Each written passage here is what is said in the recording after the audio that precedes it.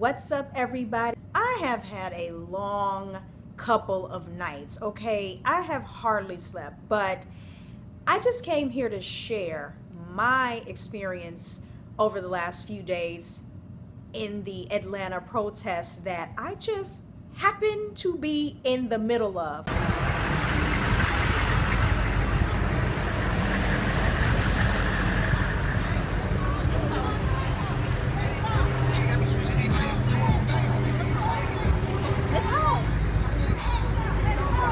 I didn't necessarily set out to do this back-to-back days, but this is just what happened to me in my world, okay? But before I go into it, I just wanted to preempt this by saying I don't take what is happening across our country and the world lightly when it comes to police brutality and innocent lives at times being lost. I take that seriously, and it hurts to see that pain. But for me being the person that I am naturally lighthearted, silly, and I love to laugh. And when I think of comedians, and I'm not a comedian, but it's just that when I think of what they present and just humor, a lot of times humor and comedy, I believe, is born out of pain. And sometimes when you're going through so much, you have to look at some things and just laugh about some things in order to not just break down. So there were moments in the protest that I was like, you know what? So I'm saying this to say, if I share anything, I don't want to offend anybody and make you think that I'm taking it as a joke, or, because I'm not. It's just there are moments, and I'm just sharing everything. So here I go. So basically, I didn't realize that the Friday protests in Atlanta were at the level that they had gotten to, and that things got crazy. I didn't know that until the next day, which was Saturday. So me being the person that I am, I decided I want to go take some pictures of the aftermath. They were saying that people had written all over the CNN buildings and stuff, and I wanted to capture some shots and whatever. So I decided to drive through and do that. So I parked my car and I start walking, and the moment I hit the certain block, I'm in the middle of the protest.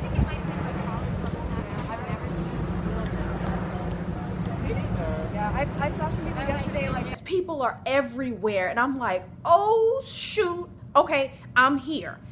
I'm on the main street. It's hundreds of people. Now, I got on my mask. I already was like, I'm social distancing as much as I can. So I'm a little further back, and it's pretty calm, and just a few no justice, no peace, and people are kind of on the sidewalks, and then there's the center face off, with the wall of National Guard, SWAT team, Atlanta police, all of that.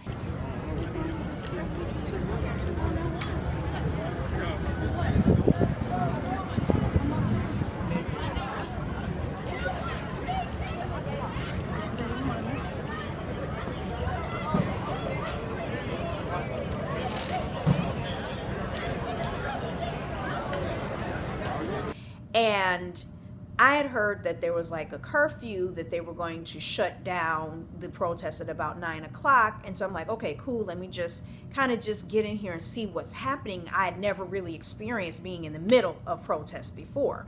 So at a certain point, people started just suddenly running, and I could see like little smoke and stuff. So I'm like, what's happening? Because we run first, we ask questions last. That's how we do it, okay? So that kind of chilled. It happened a couple of times. I didn't feel super threatened like that. But once it hit 9 o'clock, that's when the whole barricade wall of the guards and police force just advanced, and tear gas is going, and I'm like, phew, okay. But in the course of that, I dropped an item of mine that I had, and I was like, I need this. So I'm not gonna go into the fact that there were arrest zones, and I ain't gonna go into me trying to get my stuff, but anyway, we'll leave that alone, because the cop was kind of like, listen, I'm not gonna do anything, but it might be better for you, because you don't want to risk being arrested, for you to just come back tomorrow and try to get your stuff after this is over. So I'm like, cool, let me do that. So I set out yesterday evening to go and retrieve my items. I actually meant to go earlier, but it just happened to get late. So I decide on the way, I want something to hold me over, like a Frappuccino or something, but I missed my exit to go to the Starbucks or wherever I was going. So I get off on 17th Street in Midtown. Now, the protests yesterday were at Centennial Park, which is literally another in the car, almost 10 minutes away. I'm on 17th Street. The moment I turn, I suddenly see hundreds of protesters coming towards my car. I'm like, are you serious? I'm here in the middle again. And this time I was like, maybe I'm supposed to be here. I keep just happen to be in these moments. So I parked my car quick, hopped out, whipped out the phone, started trying to go live and just take footage and be with the people. And I follow them. And this one, it seemed, this part of it was a little more organized. I think it was like closer to 7 o'clock, and the police force actually were holding the traffic back and allowing the people to march through the streets, because people had been getting arrested for blocking the road. But I guess they were like, let these people protest. So at certain points, everybody sat down in the middle of 17th Street, you know, on the overpass. No peace! No peace! No peace!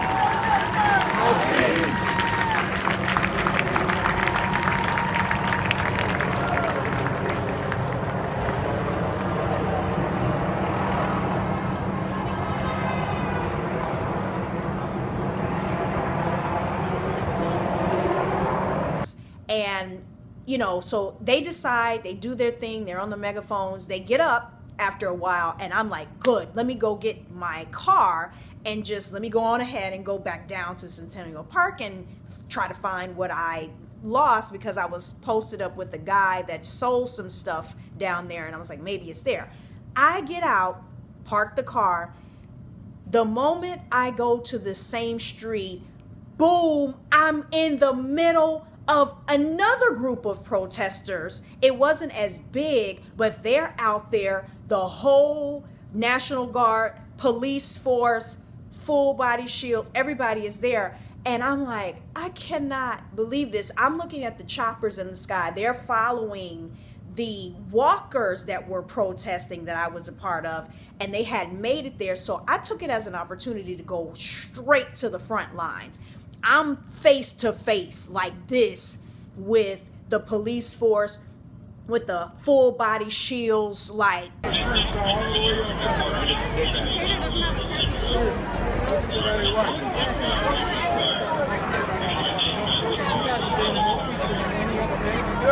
You know, and I'm like, I want to take shots. I'm just trying to experience this true protest. But I'm like, wait a minute. The front lines is where typically things get crazy, because as I was there, I took a couple of shots, and then somebody started throwing water bottles, and we're like, no, don't do that. And they kind of chill, but they started it up again, and then the tear gas is coming. So I like, choom, because it felt like things were escalating super fast this time, worse than the night before. I think the night before, after Killer Mike and T.I. and everybody came on trying to calm the people, like, this is not it. It was a little more calm earlier yesterday. It got crazy a little bit later, but it was worse last night. And I made my way back quick to where I was posted up before, and just with a pocket of people. And the news camera was right here. They showed up kind of not too far from me. and they're recording their stuff, and you just see tear gas and stuff going on in the distance. Then she turns to me and like, excuse me, did you live in Atlanta and can I interview you? And I'm like, okay, sure. So I do my little interview and make it through that, and then a few moments later, she's like, okay. She turns to us like, I just want you guys to be aware, so we are all prepared. There is fire being reported now. There are fires. And I'm like, here they go. Here they go. Then you start to see random fireworks being shot off in the middle. I'm like, who the heck then gone to Walmart and bought $20 fireworks and you gonna just set them off in front of the police officer? What do you think they're going to do? So now it's tear gas and boom. Anyway, I'm like, okay. And suddenly, after a few moments, I see somebody legit launch a baby tree. I'm like, to the people next to me, where did they get a baby tree? How did you come with a shovel and you just dug up a tree and you just shoom into the air? Now the National Guard is like rushing them to the middle with these huge 6-7 foot barricades of fence and tarp that they put up. These people don't care. They climbing up the tarps, carrying the fences, launching them, standing on stuff that I don't even know how they got on because it wasn't even in the street before. And then this man comes up out of nowhere and he's like, are they tear gassing? Are they tear gassing up there? And we're like, yeah. And he's like, all right, good. And he forges through the tear gas. I'm like, I'm in the Matrix. What is going on? And like right after that, all of a sudden the rush, people just turn and it's like a stampede.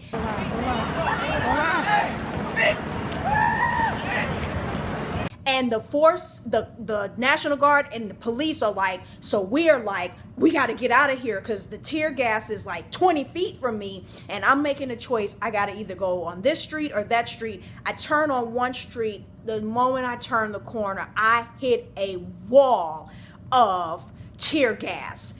And I got on my shades and my mask, but it is something different because it was a little tear gas yesterday. And I was like, achoo. This time, my eyes under my shades burning. My throat started burning. My nasal passages were on fire. I snatched that mask off and I'm like, I gotta breathe. I'm like, don't get me hit by a car. And this little white security guard that was there yesterday, he was like, you're gonna be okay, miss. Just keep walking it off and it's gonna get better. And he has a drunk water and he's like, here you go. I'm like, no, thank you. I won't be getting coronavirus tonight. I got myself together long enough to be like, no, we're not doing that. Got around a couple of blocks and started feeling better. I experienced my first tear gas. It was a lot. That was a lot.